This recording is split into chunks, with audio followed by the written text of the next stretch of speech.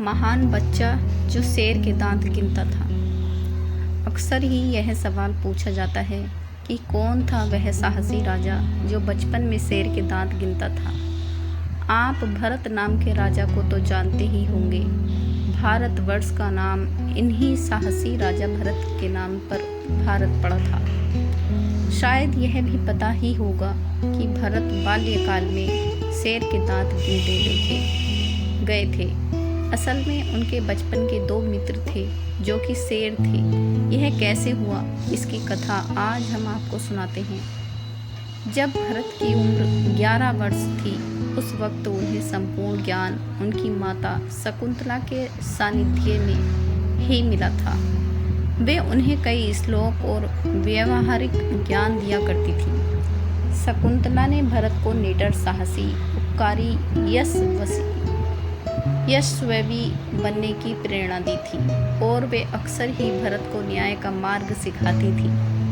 कहा करती थी, कभी किसी निरपराध प्राणी को नुकसान मत पहुंचाना और दुखी जनों की सेवा का कोई अवसर हाथ से जाने नहीं देना। सेवा भाव को सभी मनुष्य अथवा प्राणी के लिए समान रखना।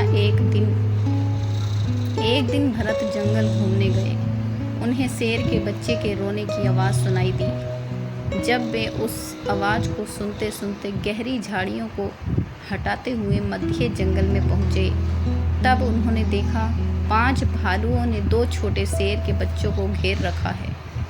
वे अपने माता पिता से बिछड़ गए हैं। जैसे ही उनमें से एक भालू ने बच्चों को झपट्टा मारा, दूर से एक तीर चलता हुआ आया और उस तीर ने पास पड़ी बड़ी सी चट्टान को तोड़ दिया। यह भरत द्वारा उन भालुओं को चेतावनी थी। अब सभी की आंखें बालक भरत पर आ खड़ी थी। जैसे ही सभी 5 भालू बालक भरत पर आक्रमण करने उनकी ओर बढ़े, वैसे ही बालक ने फुर्ती से अपने खड्डंग से 2 भालुओं के शीश को धड़ से लगाकर अलग कर दिया।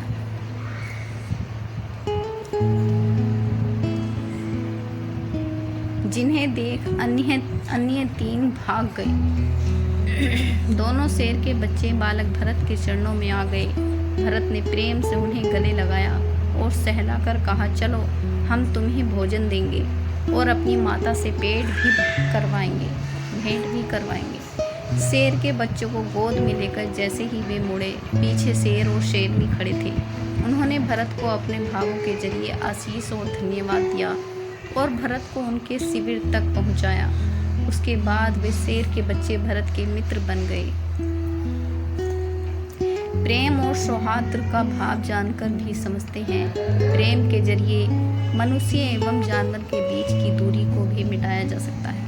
और आज के वक्त में मनुष्य ही मनुष्य का दुश्मन हो चुका है। न्याय की कोई परिभाषा ही नहीं रह गई है।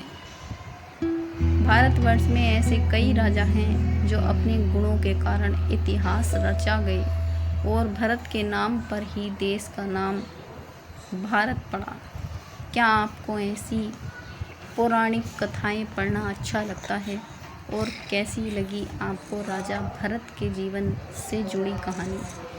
तो हमें दोस्तों लाइक और हमारे चैनल को सब्सक्राइब ज़रूर करना और ऐसी ही प्यारी कहानियाँ सुनने के लिए हमारे YouTube चैनल से जुड़ना। धन्यवाद।